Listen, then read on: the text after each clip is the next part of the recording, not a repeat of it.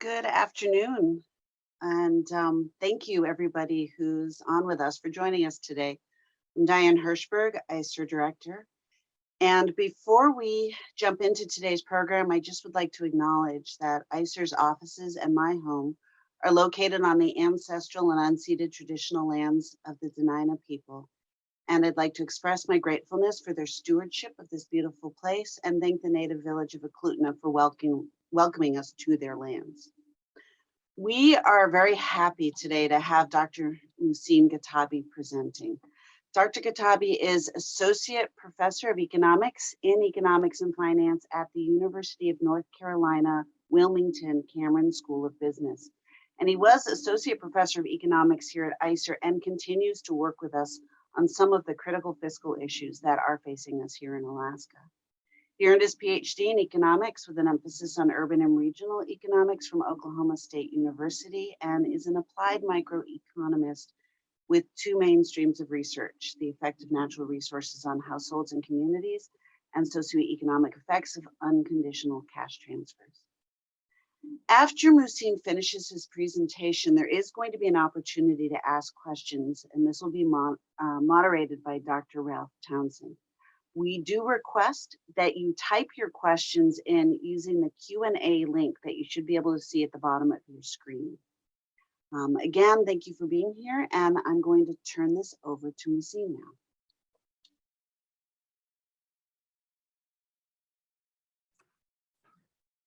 Thank you, Diane. And thank you for having me, and thank you to all of you who are spending your lunch hour with us. As Diane said, I will be attempting to provide a forecast of what I expect to happen in Alaska in 2022. It'll be an employment-centric forecast, and as I typically did over the last decade, whenever I presented things on the Alaska economy, I'm going to try to provide some background, a little bit of context, how we should be interpreting the data, and obviously many caveats. I'm not an epidemiologist, and so I'm not going to pretend to be one and tell you when the pandemic will end, but I'm going to try to do my best to kind of walk you through my thinking. And the way I typically think about forecasts is that they're one possible path that the economy may take. In this case, I think it's the likely path given the information that we have. So I'm just going to go ahead and start. There are really three big sections to the talk. There is a little bit of let's look backwards, figure out where we've been, and whether or not that data potentially points to where we're going. I will do some comparing of Alaska to other states because I've been getting emails and questions over the last couple of years about is this an Alaska only situation? Meaning, is the severity of the recession an Alaska specific problem, or is this something that most places are struggling with? And then I'll present my forecast, and I'm going to give you a preview of where I see things going before I kind of talk a little bit about some of the sectors. There is a draft that I'm currently cleaning up, and I'm assuming eventually will be on the ICER website. So this talk is a summary essentially of where I see things going, and there is a complete draft that goes into much more detail. And if you want to yell at me afterwards and tell me that everything I said is idiotic, I'm going to provide a couple of email addresses, and you can do that as well. So let's just go ahead and get going. I think that most of you know this information, but I'm just going to kind of try to fly through it. Most significant, deepest recession in terms of job losses occurred in 2020. The state lost 27,000 jobs. So if you compare average employment in 2020 to 2019, there were 27,000 fewer jobs. When you think about, so we do have data up until December. My guess is December numbers are going to be updated here fairly soon. But if you look at 2021, I started doing my forecasts around September. And so I forecasted October, November, and December months as well, in addition to 2022. So my best guess is at the time, and I think I got fairly close, is that we're going to end 2021 with 7,000 more jobs than what we had in 2020. So good that there was actual economic growth. Bad in that we're still 21,000 jobs short of 2019 levels. And again, for context, the Alaska economy had experienced its longest recession from 15 to 18, which means two things. One is, yes, we're heading in the right direction, meaning that we are experiencing growth that everybody knew was going to happen after we experienced those very bad losses. But we're still shy, almost a little more than 21,000 jobs from 2019 levels. And those 2019 levels were already depressed because we had a long recession between 15 and 18. So clearly there is a lot that's going on. And so I'm going to try to unpack some of that. One thing I want to make super clear, and if you're interested in the details, my first pandemic related forecast really kind of tries to lay out how much money entered the Alaska economy in 2020 and in 2021 from the federal injections. I'm not doing counterfactuals here, but absent those injections, the Alaska economy would be in a much worse situation right now. So obviously there were direct cash transfers, there was aid to businesses, there was aid to local governments and to the state government. And so even with all of that, which kept people's balance sheets above water, we only ended up gaining 7,000 jobs. So again, I just really need to stress this because we're in this weird place right now where a lot of that money has run out. Some of it obviously is being used to balance the budget. People's finances are not as in as healthy a place as they were a few months ago. The child tax credits have just expired. And then of course, to me at least, the biggest catalyst going forward is the infrastructure spending. Now, that's good because there is, again, a lot of money that's going to enter the Alaska economy over the next 5 years. However, that also tells me that there aren't a ton of what I refer to as organic catalysts. I mean, where is the growth going to come from? It's going to come from every sector that's been punished over the last couple of years, but we don't really have these kind of huge projects where you could kind of sink your teeth into and say, yeah, the Alaska economy is going to be growing super fast because of project A, B, and C. But there is this federal money that's coming in. You know, if you think about the drivers of the Alaska economy, you have to really be honest and say right now, basically since the pandemic, it's the federal monies that are keeping it going. Oil and gas has been struggling, as I'm going to show you. And obviously you have the visiting industry that did better than potentially expected last year, but also still struggling. So anyway, that's the context that I think is really important here when we think about these numbers. And again, I'm going to talk a little bit about the infrastructure spending. One thing I want to make super clear is that my baseline forecast, I'm doing air quotes, my baseline forecast does not take the infrastructure spending into account, but then I come back and I say, let's make some assumptions, how many more jobs potentially could be added under certain assumptions if the infrastructure spending were to start fairly quickly. We're already at the end of January, so there are some big caveats there. So very, very quickly here, again, just looking backwards, I'll just point you, so total employment and the sectoral employments are coming from two different places, so try not to do math and add up, but I just want to point your attention to the last two rows, overall goods and overall services. This is data just January to September 2021, January to September 2021 compared to 2020. The thing that's really important in thinking about where are these jobs coming from, completely unsurprisingly, all the growth is coming from the service industry. as we now recalibrate our spending, as we get back to some version of normalcy, the sectors that suffered the most were in the service industry. The ones that are going to be growing the most are in the service industry because they got hammered in 2020. And that's the pattern that I think is going to continue into 2022. One other thing here that's really important is that 50% of the jobs or the job growth in 2021 basically is coming from three places. It's coming from leisure and hospitality, retail, and some healthcare. And so fairly concentrated, most sectors are growing, but they're growing from a base where things were quite dire. This is a graph that I use to create every month. This is, again, just looking at a sectoral level. Let's go backwards, and this is comparing each month to the same month in 2020. So again, if you're thinking about interpreting it, you're basically look at this 4.7 on the left-hand corner of the graph, upper left-hand corner, and it says 4.7. It tells you that in June, education and healthcare services grew by 4.7% relative to June of 2020.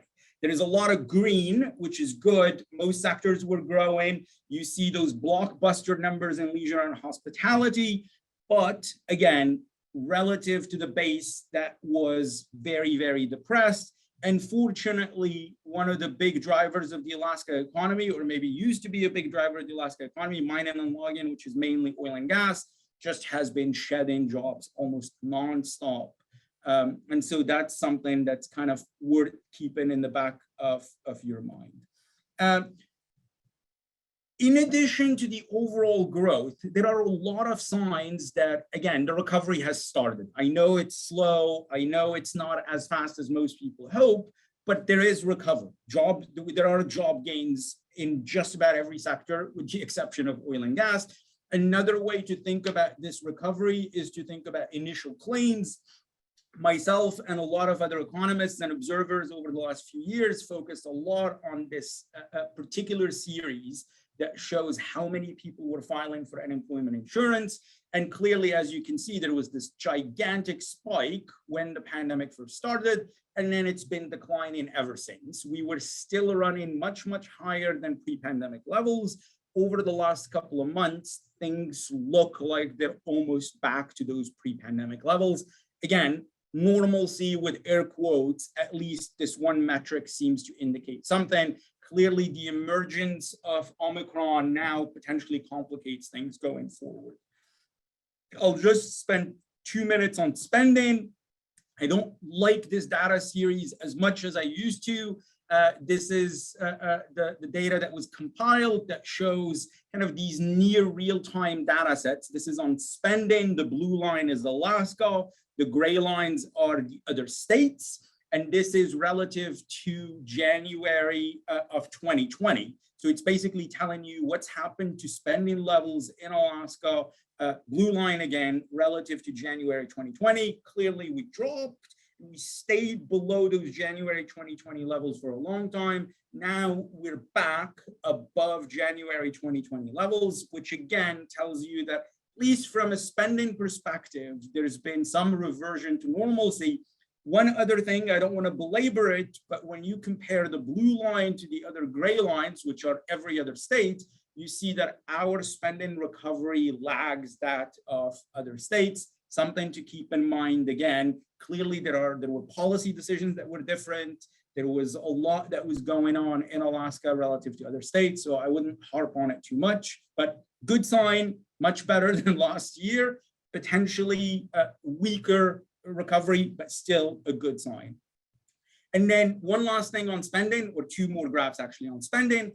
This is consumers' expenditures by category. This is basically BEA, Bureau of Economic Analysis data that essentially breaks down how do we allocate our budgets. And this is Alaska data for 2020 and 2019. Again, the reason I'm showing you this is because I wanted to show you how spending patterns changed in 2020 in the midst of the pandemic and what that potentially tells us if we are to put this pandemic behind us. The thing that's really kind of notable, not surprising, is the orange bars, which show that In 2019, Alaskans allocated about 1.7% of their budgets, if you will, towards gasoline. In 2020, we drove a lot less. A lot of us were stuck at home. We only allocated about 1.2%.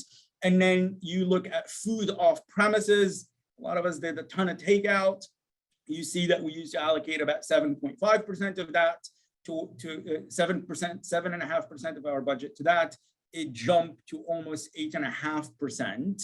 The thing that's probably most surprising is how sticky healthcare spending was in 2019 and 2020, which a lot of other data sets don't show. And so that's kind of a bit of a question mark. But again, I'm showing you this to kind of get your minds going about, as we continue this recovery, are we going to get back to allocating as much money as we used to on gasoline? Is our spending on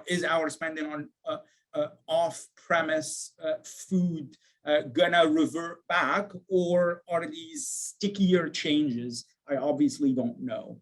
And this is just a comparison using just 2020 data between Alaska and the US. It's always noteworthy that we spend considerably more of our dollars on healthcare than people in the rest of the country. So again, just so that I'm clear, the graph on the right says that the average American spends about 16% of their budget on healthcare. The average Alaskan or Alaskans spend on average about 22% of their budgets on healthcare.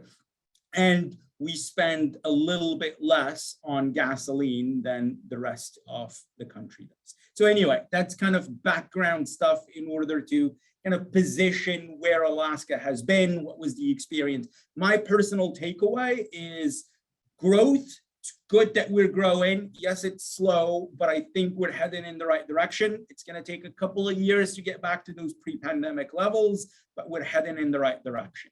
So where do I see things going? I think that 2022, we're basically going to grow at almost the same rate as we did in 2021. I think it's going to be continued growth across the economy. I have just about every sector growing, but from an absolute sense, the most jobs are going to be gained in those same sectors that suffered the biggest losses. So think your leisure and hospitality type sectors that experience those big losses. That's again where the jobs are going to be added. The second bullet point here is important.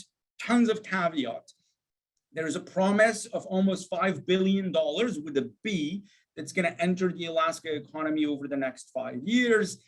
If a fifth of that amount were to enter the Alaska economy this year, that could obviously be the massive catalyst and potentially help with this recovery quite a bit. I do some, let's call it back of the envelope math, and I find that with indirect and induced jobs, there may be as many as 14,000 jobs added in addition to the 7 that I forecast without that infrastructure spending. I say major caveats. We don't know when the spending is going to start. I don't know how much of a planning phase there is. I don't know how many Alaska contractors, Alaska firms are going to end up undertaking that work. I don't know how difficult it will be to find the requisite workers. I don't know if the Alaska companies that have been shedding jobs and potentially closing some of their facilities are able to potentially absorb this massive injection. But clearly that's kind of one of those places that is going to be important to keep our eyes on as the year progresses. The last bullet point just kind of summarizes this. Clearly challenges, clearly uncertainty, and I'll talk a little more about the uncertainty. But you know, there is inflation. I right before I jumped on this call, I was watching the Powell, the Fed chairman's press conference. They're still saying inflation is transitory, but it's clearly has eaten into people's pockets over the last few months. There is again the variant, how long it's going to last. There is the Great Resignation, and how sticky are those changes in preferences. This is all clearly incredibly difficult to forecast.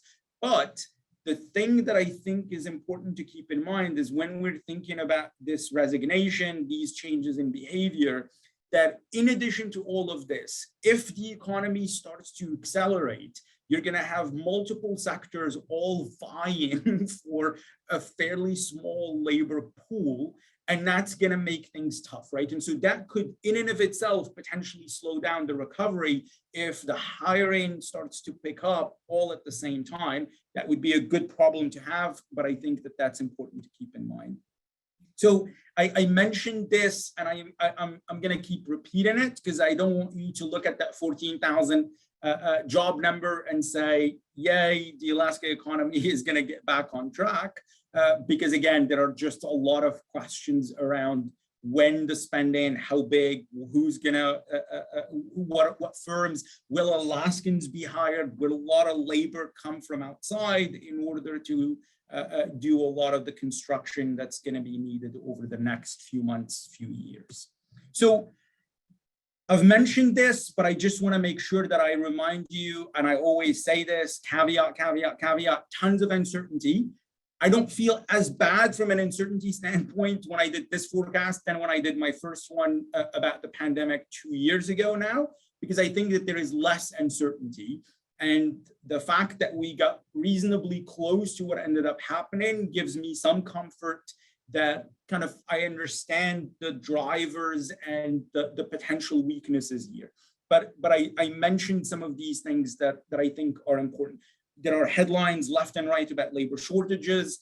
I'll show you in a second that Alaska is actually not as bad as many other states that are experiencing considerably worse labor shortages.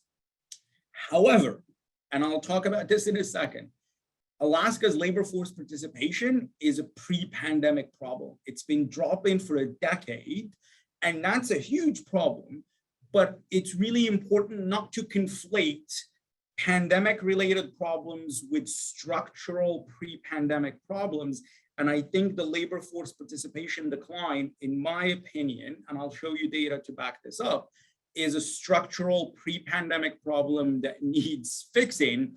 But I don't think that the policy solutions that people are talking about are essentially thinking about the long run decline. They're thinking about how do we plug these holes, and are people staying at home because of the generosity of the fiscal support? And I really don't think that that's correct. So let me show you, I'm going to have to thank Ralph for pushing me to think about other states, because I gave him a draft and he gave me a couple of questions that said, well, how does Alaska compare? I'm going to show you 3 or 4 maps, 4, I think, that show percentage change in employment, percentage change in a few variables. This first one in employment between November 2021 and November 2019 across the country. The darker the color, the worse off the state is. And so, for example, when you look at Alaska, I had to shrink Alaska, I apologize. And so I know it would take half the map away. But if you look at Alaska, it shows negative 1.9 or negative 0.019, which means that Alaska's employment in November 2021 was 1.9% below employment in November 2019. If you look at Hawaii, Hawaii's employment in November 2021 was 7.7% below that same month in 2019. So I want to tell you a few things. Massive variation.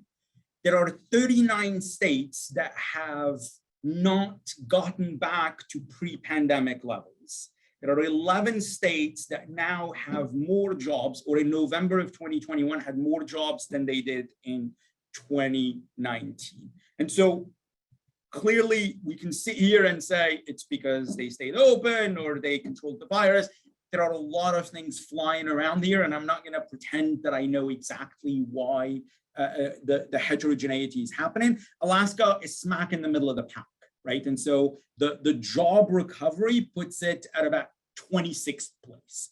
And so these are the states, in case you're thinking about visiting or moving, these are the states in blue that have more jobs in, or had more jobs in 2021, November 2021, than November 2019.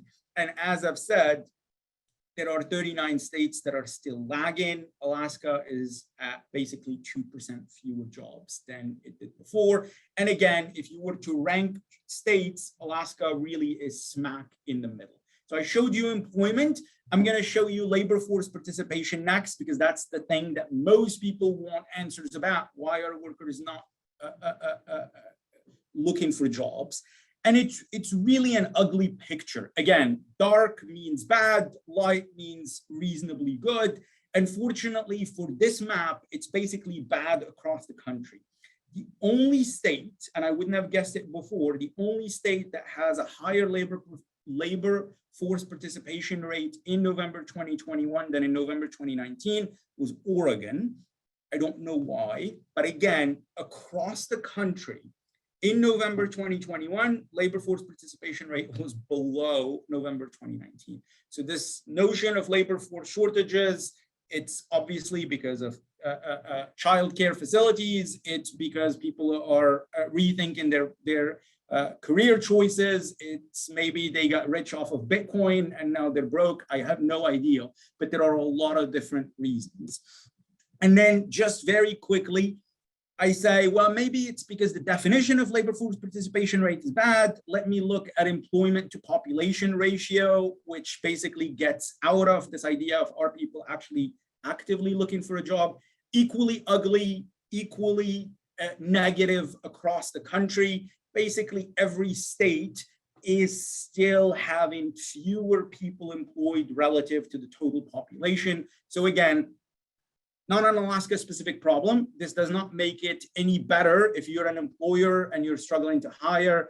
Knowing that other employers are also struggling doesn't make it any better, but I think it's important to, again, try to disentangle what's Alaska specific, what's pandemic, what's even pre-pandemic. So this is the point that I was just making, and I'm just gonna kind of go through this quickly because I don't want to spend a lot of time on it, but I think that the first bullet point really is important. When you look at the decline in labor force participation rate, again, just focusing on 2019 relative to 2021, Alaska has the 5th lowest labor force participation rate decline, right? So when I was still in Alaska, there were tons of stories asking why are employers struggling? And again, this is not to dismiss that they're struggling. I believe it, and it's clearly true. But relative to other states, the pandemic itself does not seem to have had a disproportionate effect on labor force participation in Alaska relative to other states. In fact, Alaska seems to have, quote unquote, weathered the pandemic from the perspective of a fall in labor force participation.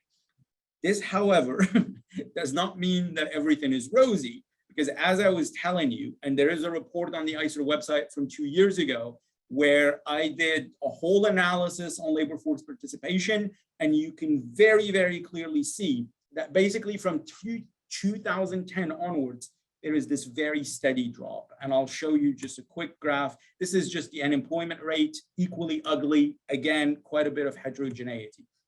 So I want to show you, just zoom in on this idea of the labor force participation, and then I promise we'll look ahead and start talking about the forecast. So at the national level, labor force participation rate dropped from 63.3 to 60%, jumped back up, but it's still lagging like every other state, clearly, because the national numbers are made up of state numbers. This is, so the graph on the right is really the one, to me, that's most important here when you think about Alaska's future, when you think about the economy going forward. And again, just so that we're clear, labor force participation, so hopefully it's big enough, it's showing you labor force participation rate in November in each of the years from 2009 all the way to 2021.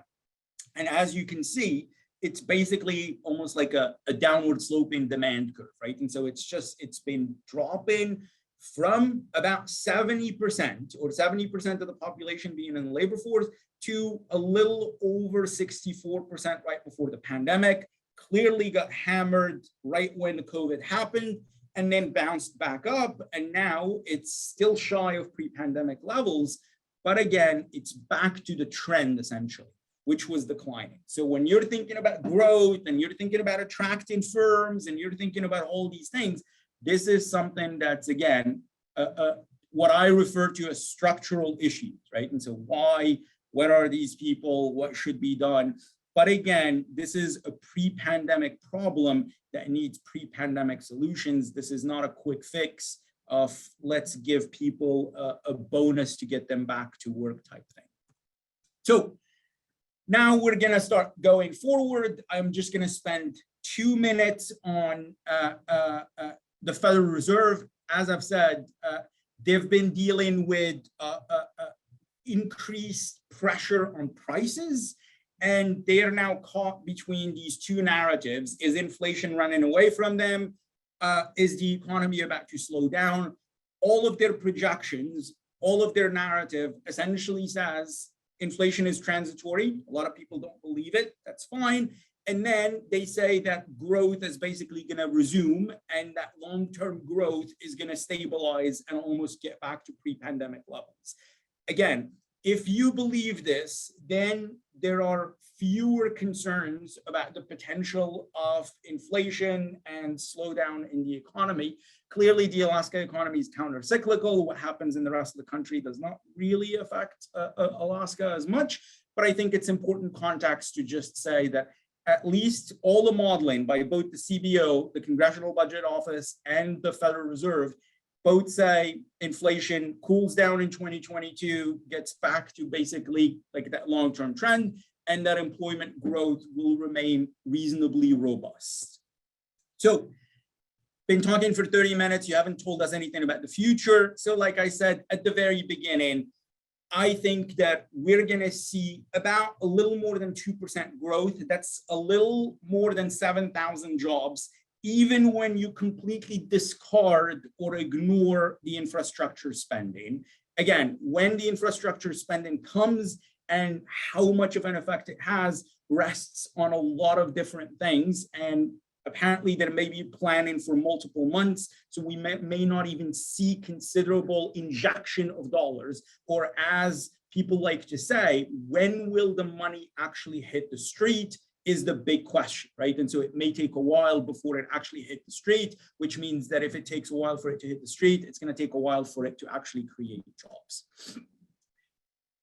I would be remiss to not show you how well or badly I did last time when I forecasted employment during a pandemic.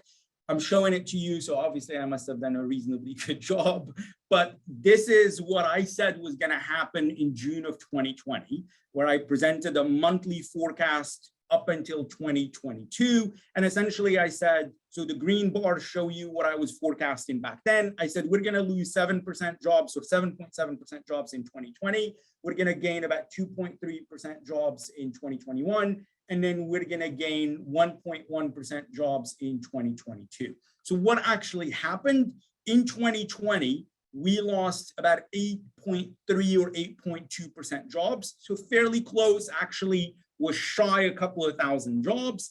In 2021, we're basically right on the money, because at the end of the year, the economy will have added about 2.2 or 2.3% jobs. My initial forecast for 2022 was saying we're going to add 1.1% jobs.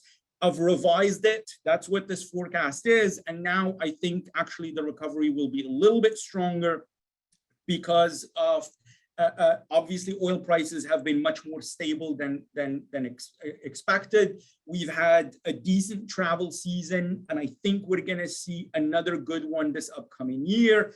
And again, there's been maybe less so in Alaska, but there's been a return to normalcy. When you look at flight activity, you look at spending activity, there is a lot of reversion to normalcy.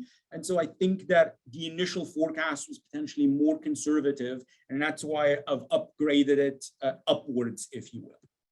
So this is what essentially we saw actually happen. So I think that we got reasonably close. Clearly, you never get stuff right on the money, but I think we got close. So I have, I think, 10 minutes before we open it up for questions or comments or your opportunity to yell at me.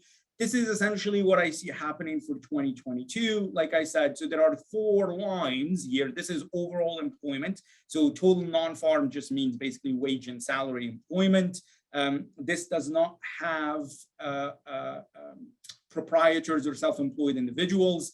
So 2 things. One is the red line, which is 2020, when you see basically this massive drop. What we saw in 2021 is exactly what was expected, which is a recovery, right? And so you still see the hump of the seasonality of employment. In 2022, I think that we're going to see basically almost a similar bump that we saw in 2021, but we're still going to remain shy of that blue line, which is pre-pandemic employment levels that were in 2019.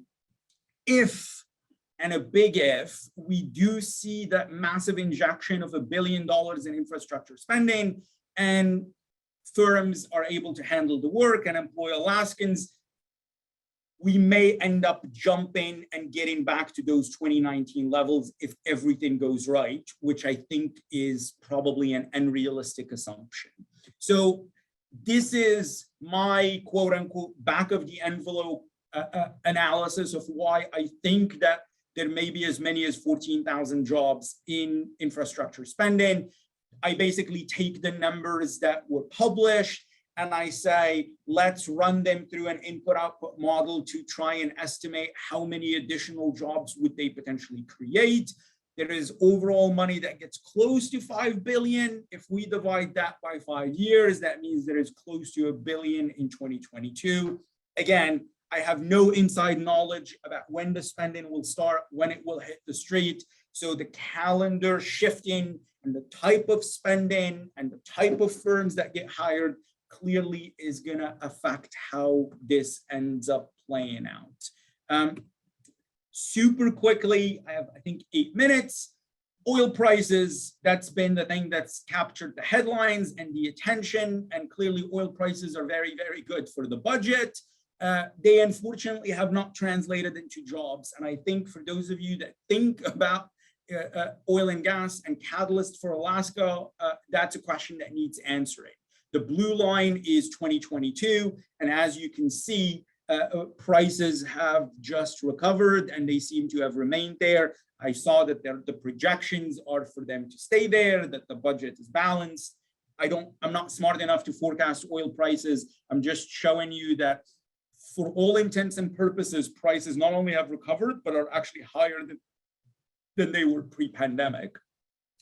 Production has also been resilient, right? And so in that we're basically, again, close to where we were a couple of years ago. This doesn't mean that we've broken the trend or that production is back accelerating again, but it's remained stable and potentially much, much more stable than some of the pessimistic calls that were coming out whenever the pandemic first happened. However, the thing that I always warn about is just because it's stable does not mean that we've reversed the long-term production decline, right? And so Alaska's oil production has been declining for a long, long time, and that has not changed. So this is just 2002 to 2021, and it's just showing you that oil production between January and September, again, so to remain consistent. And as you can see, I stop at a little over 500,000. And it's been that long decline that essentially we've now stabilized. And, you know, the question that everybody's debating is, do we start going back up? Do we continue the drop? And what are the implications? But I think that to me, one of the questions that I really don't know the answer to is this, which is, why has the relationship between production and employment why has it broken, or is it broken, right? The only sector that continued to shed jobs, even after things started to normalize, I showed you that prices are up, I showed you that production is stable, and yet oil and gas jobs just continue to drop. The graph that you're looking at is oil jobs per 1,000 barrels, right? And so I just was trying to think of a way to normalize this. So how many people are employed in oil and gas for every 1,000 barrel that's being produced? And as you can see, basically right after 2015, even though we've had fluctuations in prices, number of jobs per 1,000 barrel continues to drop. As of this year, we're now at a little less than 60% of the oil jobs that existed in 2015.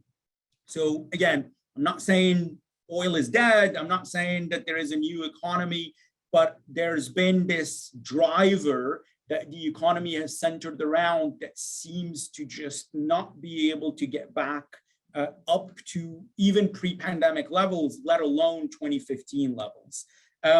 What's going to happen to employment in oil and gas, or in mining and logging, which is mainly oil and gas? I expect a little over 3% growth in the sector. Again, it's bound to start recovering. There are quite a few projects. If prices do remain stable, we are going to see growth, but I really am not terribly bullish. I haven't seen anything that leads me to believe that we're just going to recover all those jobs at once in 2022. I'll show you a couple of other sectors here before stopping. Healthcare has held up remarkably well. Again, the little orange dots are the forecast, and the other blue lines are the other lines are 2019, 2020, and 2021. And so this is healthcare. This is mainly healthcare. It's private education and mainly healthcare. I expect another 3% or so growth in the sector. I know there's been a lot of nurse shortages and hiring has been difficult. That's potentially downward pressure on the sector, right? Difficulty hiring may actually end up negatively affecting growth. Even if the vacancies exist and you can't fill them, that growth is not going to happen. But clearly Alaska is getting older. Healthcare was one of the sectors that absorbed or went through the Great Recession, the 2015 to 2018 recession, without shedding jobs. We saw big drop, but then fairly quick recovery. I don't have very good numbers on the financial health of hospitals, and that's potentially a question that's going to percolate over the next couple of years. Very, very bullish on leisure and hospitality. Make sure you obviously think through this, in that when I say it's going to grow by 10%, I have assumptions about the summer hopefully being as good as we're hoping it will be. I'm having this resumption of spending by people from the lower 48 to come to visit, but because of the severity of the drop, it's unlikely that we're going to just get back all the jobs that were shed from 2020 to 2019 to 2020. But again, why is it so big? Why is it 10%? It's 10% because, again, the base is still much lower, meaning we're comparing a sector that got completely devastated to where it will potentially be heading. And then retail, I think it's the spending in retail is fairly strong, but I think that the consumers' balance sheets, based on the numbers I've been seeing, have weakened a little bit. So I'm a little concerned about the potential blockbuster numbers that some may be thinking are going to happen in retail. And I think that it's going to be more muted than I expected when I first started working on the forecast. And then lastly, construction, it's surprisingly held up remarkably well. And this year we were basically right up against those 2019 levels, continued growth in construction. And again, if we do see the infrastructure spending hitting the street, this is the sector that's going to be the massive beneficiary, right? Professional and business services and construction are going to be the most direct beneficiaries, at least immediately. The money clearly will spread throughout the rest of the economy, but we're going to see some big gains in this sector. Again, hopefully the sector is able to absorb it. Hopefully the labor that's being hired is Alaskan. But I think that there is a promising note to potentially end on. So I'll stop. I think growth will happen. Will it be bigger or smaller than 2%? I think that it's going to be between that 2 and 2.5%. I think the infrastructure spending, unfortunately, is the only real catalyst. And that's unfortunate. I think that there are some structural labor force problems that preceded the pandemic, and therefore policy solutions should be thinking about those as opposed to putting a Band-Aid on why people are hanging out in their basements playing video games. And I think that, again, if the infrastructure spending does not happen and we put it aside, we're still going to be, by the end of 2022, short some 14,000 jobs relative to 2019. Again, one last point, which is that 2019 levels were already depressed because we had that 2015 to 2018 recession. So I'll stop. I think, whoa, for 12:45. That's amazing. I've never timed the talk this well, so I'm very proud of myself. And if you want to yell at me, here are a couple of email addresses that you can use. I still check both of them. Mouhcine, there are a couple of questions in the question and answer. Let me sort of organize them. A first question is, there are a variety of projections about the upcoming tourist season. Some people are projecting the tour boats will all be back, 1.5 million visitors in some projections, which would be above pre-pandemic levels.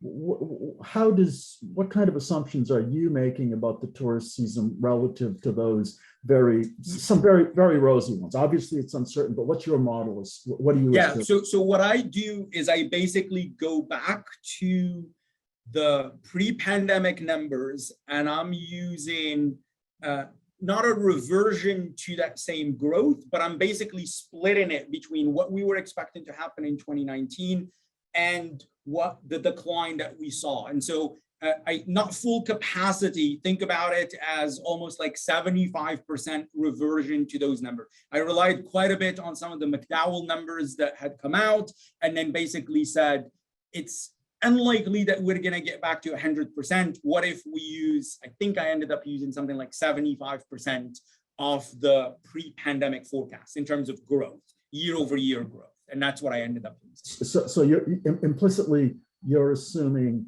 that we don't get back the 1.5 million, which would be like a couple hundred thousand above again, I do not assume that. And the reasons for that is while travel has gotten back to normal, the thing that gave me the most pause is, again, the consumer balance sheet. Everybody's banking on the resumption of travel because they're assuming there's been this massive amount of savings. And yet the latest numbers show that while people had banked a lot of money, the latest numbers show that they've kind of exhausted a lot of those savings. And again, of course, we haven't put the pandemic behind us quite yet. So the idea that we're just gonna kind of get it all back is difficult unless between now and then there is a complete end to this new variant. So all the information that I had told me that it would be a stretch to basically say we're just gonna get back to those levels in 1 year. So Neil Fried asked a question. He said, 14,000 jobs for $1 billion seems like a lot. I did the arithmetic for him. That's $70,000 per job. That Neil was suggesting it was high, and the $70,000 per job. Yeah. So really, it's because of the sectors where the money is being spent, right? And so because this is not a cash transfer, so think about it as jobs being created and then the spending from those jobs, because it's construction heavy type spending. If you want to do like some sort of range, it's basically between 12 and 15,000. For those of you that remember when we did our fiscal analysis, essentially we were getting something like 11 to 15,000 jobs for construction related spending. And again, I mean, you can play around with where the initial spending is, but you're still gonna get fairly close to that. Again, the assumptions are what they are, right? In the sense that I am imposing that the spending is happening in 2022. I'm imposing that they're happening to Alaska firms, that the spending is not, there is not massive leakage. So I certainly, I would say if we ended up with 8,000, I would not be surprised. But I think that the at least to me, the assumptions are not crazy. You spent quite a bit of time, as economists are doing, talking about the labor force participation rate. I think it might be useful to provide the exact definition for that. And so understanding, is there demographics, the aging of the population that's driving this? Or are there other, as you mentioned, you did a report a couple of years ago that is on the ISO website. So technical definition and what's really changing. Yeah, so when you think about labor force participation, you're thinking about the share of people that are either employed or trying to find a job, right? And so in order to be in the labor force, you have to be either employed or seeking employment. And so it's what share of the population is basically fitting one of those two categories. And so, as you said, when you think about labor force participation, demographics are a massive part of the story. Again, I pointed people just in talking, and I'm sure Mariah can link to it. There is a I don't know, a 40-page report where I break down demographics and I show what was happening to labor force participation rates for each of the subgroups that make up the overall numbers. And again, to me, the reason I spent time on it is because I really want to separate what's going on because of the pandemic. And you, Ralph, have obviously talked a lot about demographics in Alaska. To me, that's a bigger part of the story, right? And so is Alaska getting older? Are you able to replace the workforce as people start to retire? And what are the implications in terms of growth? And that's really what I'm trying to basically tee it off for whomever has clout to start thinking about these questions about where are these people? Is this a migration story? Is this some other story, or is this just an aging story? And it's clearly that there are a lot of questions that are unanswered. Is the definition of labor force participation the percentage of the population between ages 18 and 65? Yes, sorry, yeah, right? yeah, absolutely, yeah, exactly. So it's, while as people get older, people in their 60s are less likely to be working than people in their 40s. But once they reach age 66, they're out of both the numerator and the denominator here. Right. Well, and I mean, one of the reasons I had done that analysis is because the unemployment rate in Alaska was dropping and people were attributing that to improved economic conditions. And I was saying that that's a quirk of how you calculate the unemployment rate, which is affected by the labor force participation rate. And do I recall from your report, Mouhcine, that you found a significant drop in labor force participation in the youngest part of the Alaska? Well, I mean, there were drops across so it's not just an aging story. It's true that there were fewer people working in that pre-retirement range, but there were these drops even in the groups, right? So part of it is, as you said, there are these, I don't want to call them discontinuities, but when people enter certain ranges, their labor force participation rate tends to drop. And Alaska is in this weird place right now where there are quite a few people that just almost aged into some of those groups, right? And so if you think about the distribution of the population, there's this hump, if you will, that's entering a portion of the age group where the drop happens. But there is also this, I don't want to call it unexplained, but the youngest people, there are fewer of them in the labor force, right? And so the people that get retail jobs, there is this non-negligible drop in the share of people in the youngest group that are just not working. Maybe their parents are better off. Maybe they're taking loans to go to school. I don't know. But that was, I mean, I speculated quite a bit, didn't have a great answer.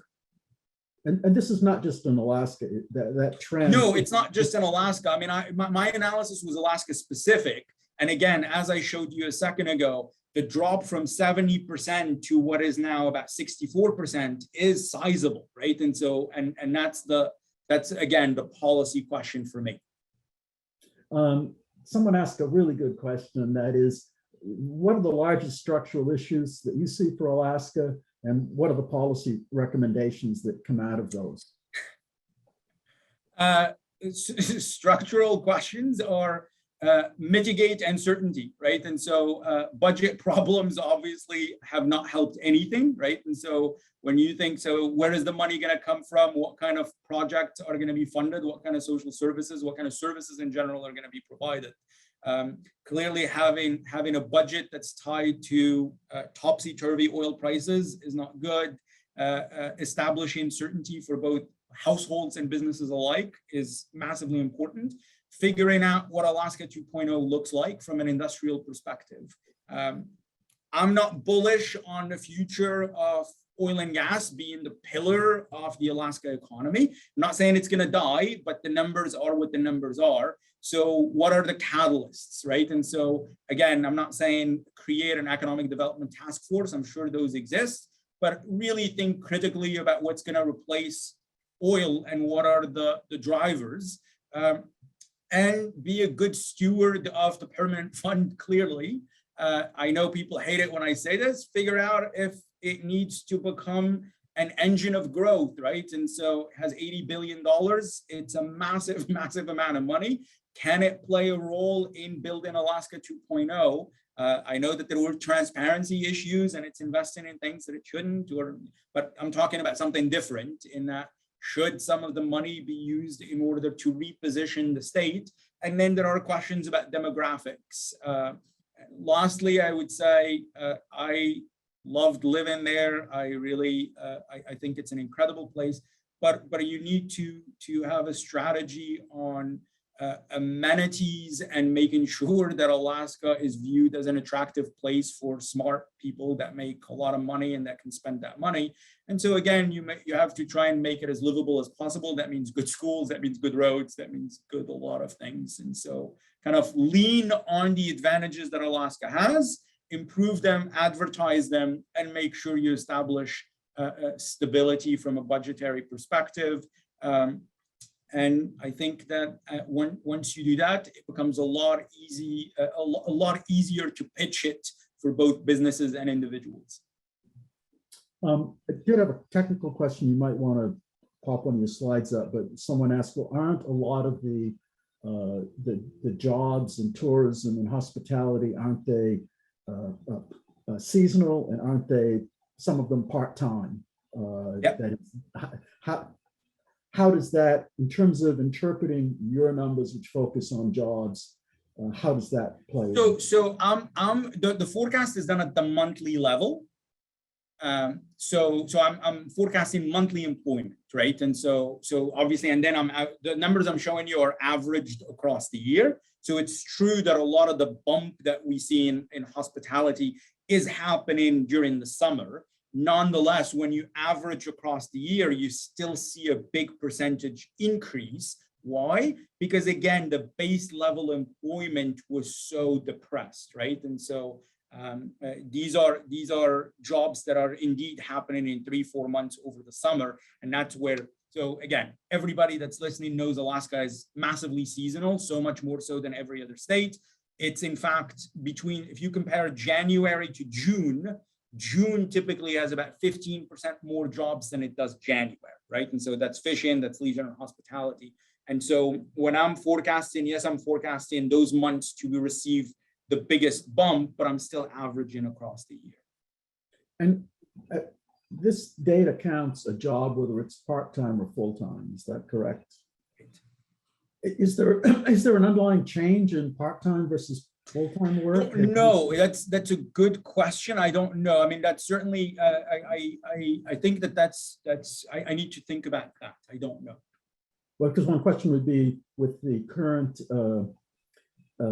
shortage of workers, are people converting jobs that would have been part-time into full-time, or more than full-time jobs in some cases? I mean, there is no doubt that there is shifting that's happening, right? And so the employment landscape is changing super fast. So I wouldn't be surprised if that's happening. Well, Mouhcine, we're right on the hour. I want to thank you very much for taking the time to come in here from the East Coast. I should say, for those on the line, we are going to be having a seminar in about 2 weeks that I'm going to present, that is going to talk about demographics, specifically demographics in Alaska. as a follow-up, and some of the issues that Mouhcine raised about labor force participation, for example, we'll be looking at just a little. It's certainly, I will say that labor force participation number is one that's suddenly getting a lot of attention, not just in Alaska, but across the entire country, a number that people used to just take for granted. I set you up and I didn't even know you were presenting. See? And we appreciate that a great deal. So thank you very much, Mouhcine. We really greatly appreciate the time and energy that you put into this. And as you said, the publication should be up on our website once you've got a chance to complete that final draft. So thanks everybody for joining us today. We hope that this has been useful. Once again, as always, Mouhcine provides a lot of insight into what's going on. Thank you for having me. Very well.